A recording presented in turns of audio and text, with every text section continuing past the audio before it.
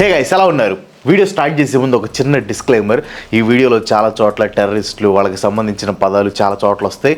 So అన్నిసార్లు ఆ పదాలు చెప్తే యూట్యూబ్ బాబాయ్ మెడ మీద కొడతారనమాట. సో ఆ పదాలని మ్యూట్ చేస్తాను, ఇబ్బందికరంగా అనిపించవచ్చు, బట్ ప్లీజ్ అడ్జస్ట్ అవ్వండి. విద్య లేనివాడు వింత పశువు అని మన పెద్దవాళ్ళు అంటూ ఉంటారు. కానీ ప్రజెంట్ ఆ వింత పశువులు కూడా అసహించుకునేలాగా కొంతమంది చదువుకున్న వాళ్ళు తయారయ్యారు. వైట్ కాలర్ టెర్రరిజం ఇప్పుడు బాగా వినిపిస్తున్న పదం ఇది. Social media, news channels, news debates ఎక్కడ చూసినా వైట్ కాలర్ టెర్రరిజం గురించే చర్చ జరుగుతుంది.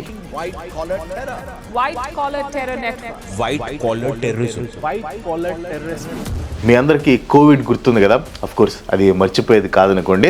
కోవిడ్ ప్రతి సంవత్సరం అప్డేట్ అవుతూ ఆల్ఫా, బీటా, డెల్టా, ఒమిక్రాన్ అంటూ ఒక రూపంతో వచ్చేది. ఈ వైట్ కాలర్ టెర్రరిజం కూడా అలాంటిదే.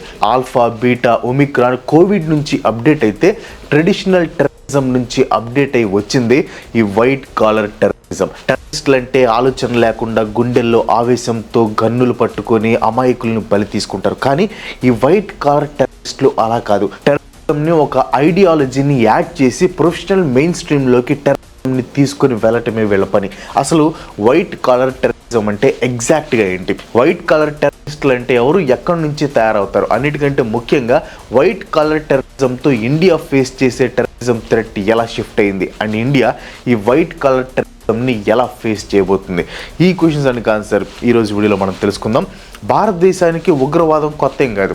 1947 నుంచి ఉగ్రవాదాన్ని ఎదుర్కొంటూ వస్తున్నాం.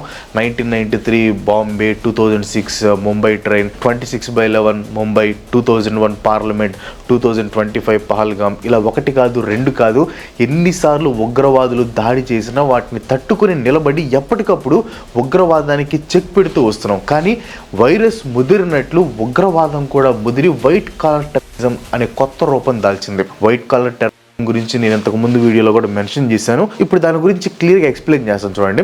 వైట్ కాలర్ అంటే ప్రొఫెషనల్ అని అర్థం. వైట్ కాలర్ జాబ్స్ అంటే ఆఫీసులు, corporate jobs, government administration, medical, legal, accounting, etcetera etcetera. సింపుల్గా చెప్పాలంటే హార్డ్ ఫిజికల్ లేబర్ వర్క్ లేకుండా మెంటల్ ఆర్ అడ్మినిస్ట్రేటివ్ వర్క్ని వైట్ కాలర్ జాబ్స్ అంటారు. అఫ్ కోర్స్ ఇది చాలా సింపుల్ మ్యాటర్, అందరికీ తెలిసే ఉంటుంది. అండ్ వైట్ కాలర్ క్రైమ్స్ గురించి కూడా అందరికీ తెలిసే ఉంటుంది. వైలెన్స్ లేకుండా మోసాలు చేసి డబ్బులు కొట్టేస్తే వాటిని వైట్ కాలర్ క్రైమ్స్ అంటారు. లైక్ బ్యాంక్ ఫ్రాడ్స్ కానివ్వండి, లోన్ ఫ్రాడ్స్ కానివ్వండి, etcetera etcetera. White collar terrorism కూడా వైట్ కాలర్ క్రైమ్స్ లాంటిదే. ఈ వైట్ కాలర్ క్రైమ్స్లో ఫైనల్ ఆబ్జెక్టివ్ వచ్చేసి డబ్బు. హైలీ డెవలప్డ్ మెథడ్స్ని వాడి కమర్షియల్ లాస్లో ఉండే లూప్ హోల్స్ని పట్టుకొని డబ్బులు కొట్టేస్తారు. కానీ వైట్ కాలర్ టెర్రరిజంలో ఫైనల్ ఆబ్జెక్టివ్ డబ్బు కాదు, టెర్రర్. జనాల్ని భయపెట్టడం, బాధ పెట్టడమే వైట్ కాలర్ టెర్రరిజం యొక్క మెయిన్ గోల్ అనమాట. దీనికి నార్మల్ టెర్రరిస్ట్కి ఉండే డిఫరెన్స్ ఏంటి? ఒక టెర్రరిస్ట్ని తీసుకుందాం, లైక్ అజ్మల్ కసబ్. 26/11 ముంబై అటాక్స్ చేసిన టెర్రరిస్ట్లో కసబ్ కూడా ఒకడు. ఈ అటాక్స్ చేసినప్పుడు అజ్మల్ ఏజ్ వచ్చేసి జస్ట్ 21 ఇయర్స్ అనమాట. అతని ఫ్యామిలీ బ్యాక్గ్రౌండ్ చూసుకుంటే వాళ్ళది బాగా పూర్ ఫ్యామిలీ. బాగా అంటే చాలా బాగా. అజ్మల్ పెద్దగా చదువుకుంది లేదు. ప్రైమరీ స్కూల్ తర్వాత ఏవో చిన్న చిన్న లేబర్ జాబ్స్ చేసుకునేవాడు. ఇన్ఫ్యాక్ట్ ఫెస్టివల్స్కి బట్టలు కొనివ్వలేదని కసబ్ ఇంటి నుంచి పారిపోయాడని ఎక్కడో చదివాను కూడా. సో చాలా వరకు టెర్రరిస్టులది కసబ్ లాంటి స్టోరీయే. టెర్రరిస్ట్ గ్రూప్స్ ఇలాంటి వాళ్ళని సెలెక్ట్ చేసుకుంటాయి. ఎందుకంటే వీళ్ళు పెద్దగా చదువుకోరు, డబ్బులు ఉండవు కాబట్టి బ్రెయిన్ వాష్ చేసి వాళ్ళని టెర్రరిజంలోకి దింపేస్తారు. కానీ వైట్ కాలర్ టెర్రరిస్టులు ఇలా ఉంటారు, కంప్లీట్గా ఆపోజిట్ అనమాట. వీళ్ళు బాగా చదువుకొని పెద్ద పెద్ద వైట్ కాలర్ జాబ్స్ చేస్తూ ఉంటారు. Like engineers, accountants, doctors. సింపుల్గా చెప్పాలంటే వీళ్ళు ప్రొఫెషనల్లీ క్వాలిఫైడ్ యాక్టర్స్ అనమాట. లెజిటిమేట్ సెక్టార్స్లో జాబ్ చేస్తూ సొసైటీలో రెస్పెక్టెడ్ పీపుల్గా నటిస్తూ వీళ్ళు పని చేసే సెక్టార్స్లో వచ్చే ఎక్స్పీరియన్స్ని టెర్రరిజం కోసం వాడుతూ ఉంటారు.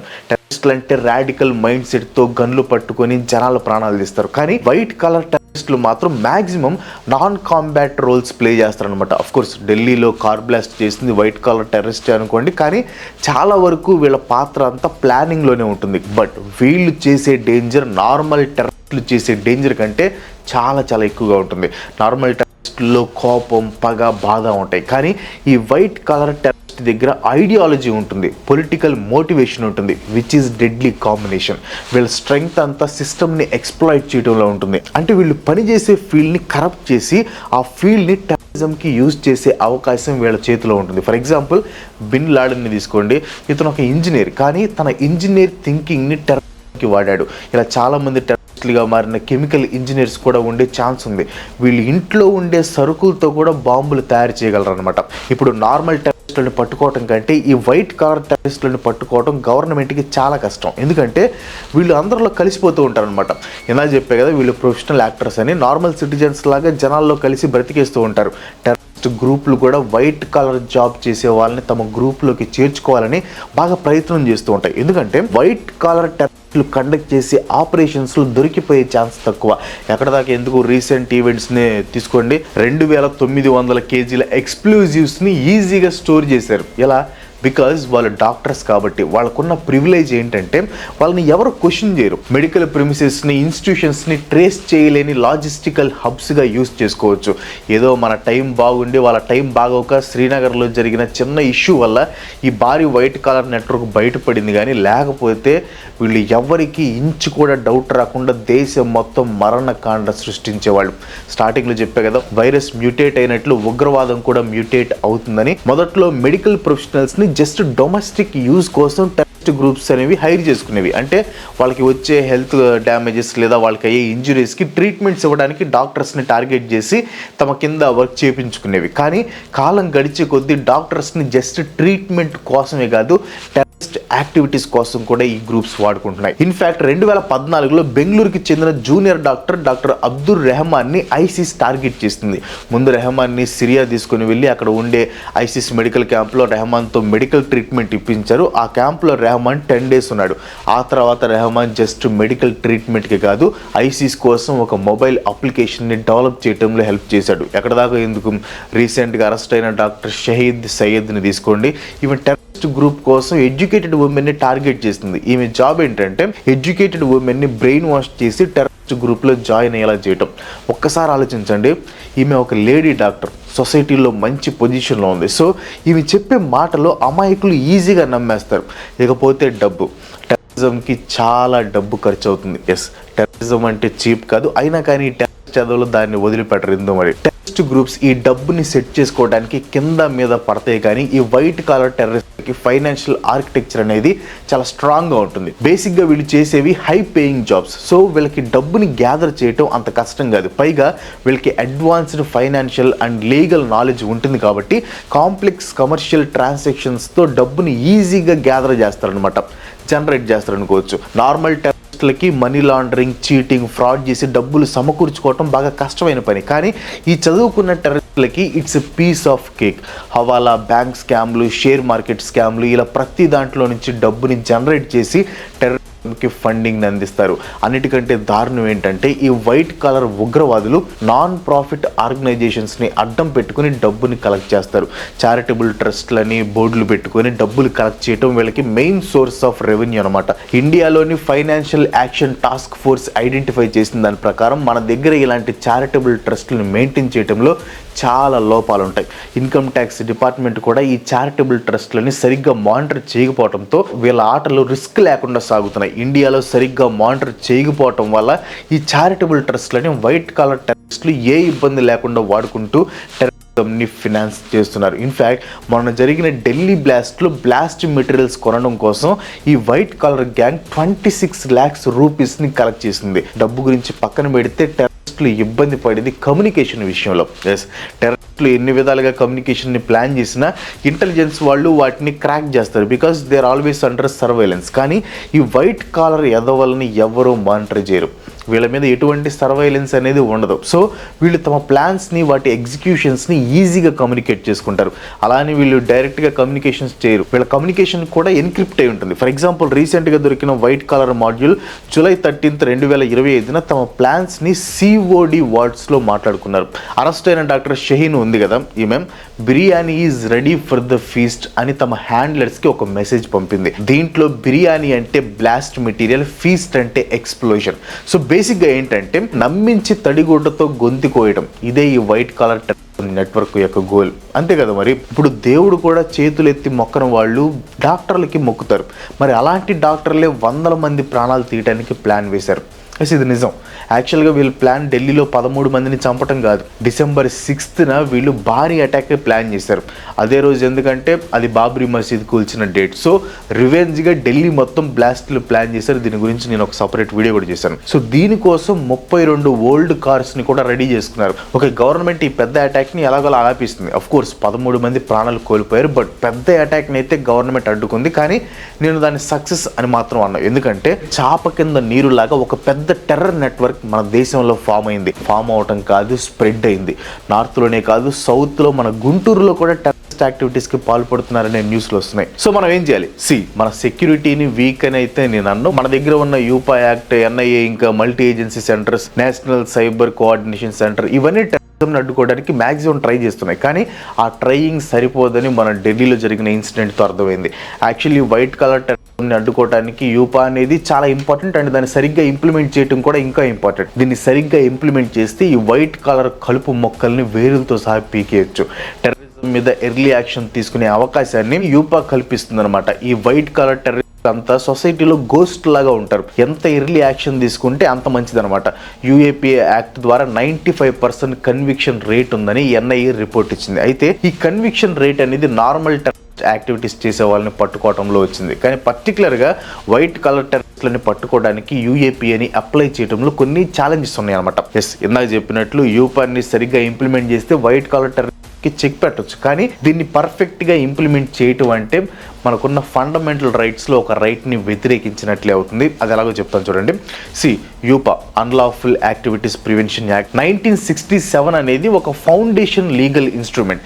ఎవరైనా టెర్రరిస్ట్ యాక్టివిటీస్లో పాల్గొనిన, యాక్టివిటీస్కి హెల్ప్ చేసిన, టెర్రరిస్ట్ యాక్టివిటీస్ని ఎంకరేజ్ చేసిన, లేదా ఫ్యూచర్లో టెర్రరిస్ట్ యాక్టివిటీస్లో పాల్గొనే ఛాన్స్ ఉందని గవర్నమెంట్కి ప్రూఫ్స్ దొరికినా, ఈ పాయింట్ని బాగా గుర్తుపెట్టుకోండి, ఫ్యూచర్లో వాళ్ళు యాక్టివిటీస్లో పాల్గొనే ఛాన్సెస్ ఉందని గవర్నమెంట్కి ఏ మాత్రం ప్రూఫ్స్ దొరికినా యూపా ప్రకారం వాళ్ళని అరెస్ట్ చేయొచ్చు. ఇప్పుడు నార్మల్ టెర్రరిస్ట్ని యూపా ప్రకారం అరెస్ట్ చేయడం చాలా ఈజీ, ఎందుకంటే వాళ్ళు ఏదో ఒక యాక్టివిటీలో దొరికిపోతారు, లేదా అఫీషియల్స్ వాళ్ళ మీద సర్వేలెన్స్ పెడతారు. కాబట్టి ఆ సర్వేలెన్స్లో వీడు ఫ్యూచర్లో టెర్రరిస్ట్ యాక్టివిటీస్లో పార్టిసిపేట్ చేస్తాడు అనే ప్రూఫ్స్ దొరుకుతాయి వాళ్ళకి. సో అరెస్ట్ చేస్తారు. కానీ ఈ వైట్ కలర్ టెర్రరిస్ట్ విషయంలో ఇది చాలా అంటే చాలా కష్టం అనమాట. అసలు వీళ్ళు ఎవరో ఏంటో ఎవరికి తెలియదు. ఇన్ఫ్యాక్ట్ వైట్ కలర్ టెర్రరిస్ట్ అనే దానికి మన దగ్గర లీగల్ డెఫినేషన్ కూడా లేదు. అయితే టెర్రరిస్ట్ లేదా టెర్రరిస్ట్ కాదు, అంతే. సో ఎవరేంటి అనేది తెలియకుండా ఒకరిని వైట్ కలర్ టెర్రరిస్ట్ అని ముద్ర వేసి ఎలా సర్వైలెన్స్ పెడతారు? సరే, ఎవరో ఒక పెద్ద ఇంజనీర్ వైట్ కలర్ టెర్రరిస్ట్ అని హింట్ వచ్చింది, వాళ్ళ మీద సర్వైలెన్స్ పెడతారు. కానీ ఎంతవరకు పెడతారు? నార్మల్ లాగా వీళ్ళు గన్లు, బాంబులు పట్టుకొని తిరగరు. సో అప్పుడు వాళ్ళని 24 hours సర్వైలెన్స్లో పెట్టాలి, which is not allowed according to right to privacy. So సర్వైలెన్స్కి, ప్రైవసీ రైట్స్కి మధ్యలో బ్యాలెన్సింగ్ చేస్తూ వీళ్ళని పట్టుకోవాలి, which is very big challenge. మరి గవర్నమెంట్ ఏం చేయాలి? ప్రైవేట్ బస్సులు ఎలా సేఫ్గా ట్రావెల్ చేయాలో నేను చెప్పగలనేమో, కానీ నేషనల్ సెక్యూరిటీని ఎలా హ్యాండిల్ చేయాలో నేను చెప్పలేను. మేబీ గవర్నమెంట్ ఎర్లీగా టెర్రర్ నెట్వర్క్స్ని ఐడెంటిఫై చేస్తే బెస్ట్. ప్లస్ పబ్లిక్ అవేర్నెస్ తీసుకొని రావాలి. అండ్ మెయిన్గా పెద్ద పెద్ద jobs like government security, government hospitals, high technical jobs, IT systems లాంటి జాబ్స్కి క్యాండిడేట్స్ని తీసుకునే ముందు డబుల్ బ్యాక్గ్రౌండ్ చెక్ చేసి వాళ్ళకి ఎథికల్ వాల్యూస్ని నేర్పిస్తే బాగుంటుంది. అఫ్కోర్స్ కొంతమందికి నేర్పించిన యూజ్ ఉండదు అనుకోండి. ఇంకా మనం ఏం చేయాలి? నార్మల్గా అయితే ప్యానిక్ అవ్వద్దు, భయపడకండి, గవర్నమెంట్ హ్యాండిల్ చేస్తుందని చెప్పాలి. కానీ ఎలా భయపడకుండా ఉంటాం?